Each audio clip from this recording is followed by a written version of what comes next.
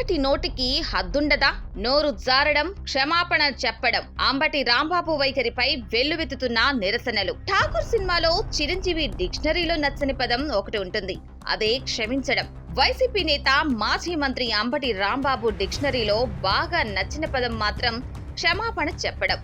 ముందు ఒక మాట అనేయడం, ఆ తర్వాత అవసరమైతే క్షమాపణ చెబుతాననడం అంబటికి ఒక అలవాటుగా మారిపోయింది.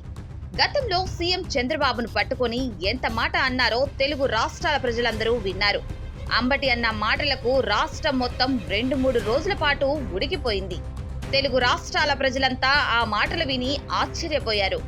ఆ తర్వాత తాను అన్నది ఎంత తప్పుడు మాటో తెలుసుకొని మీడియా ముందుకు వచ్చి క్షమాపణలు చెప్పినా ఆనాటి రచ్చ మాత్రం ఆగలేదు. ఇప్పుడు మళ్లీ హోంమంత్రి అనిత విషయంలోనూ ఆయన అదే రీతిలో నోరు జారారు. దానికి సిగ్గు లేదు, శరం లేదు అంటూ ఒక మహిళను పట్టుకొని మాట్లాడడం తీవ్ర అభ్యంతరకరంగా మారింది. పైగా ఆమె ఒక రాష్ట్రానికి హోంమంత్రి, మహిళా మంత్రి, ఖచ్చితంగా గౌరవ మర్యాదలు ఇచ్చి తీరాల్సిన స్థానంలో ఉన్న వ్యక్తి.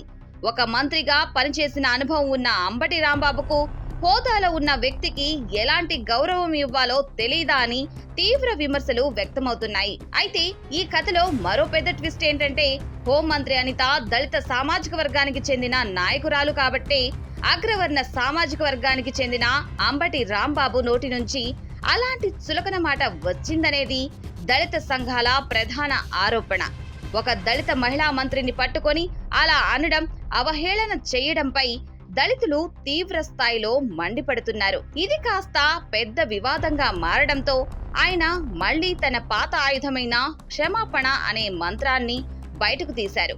కానీ ఆ క్షమాపణ కూడా హోంమంత్రి అనితకు కాదట. ఒకవేళ తన మాటల వల్ల దళిత సంఘాలు ఫీల్ అయి ఉంటే వాళ్లకు మాత్రమే చెబుతారట. అసలు అనడం ఎందుకు? ఆ వెంటనే క్షమాపణ చెబుతాననడం ఎందుకు? మాట్లాడే ముందు ప్రిపేర్ అవ్వరా?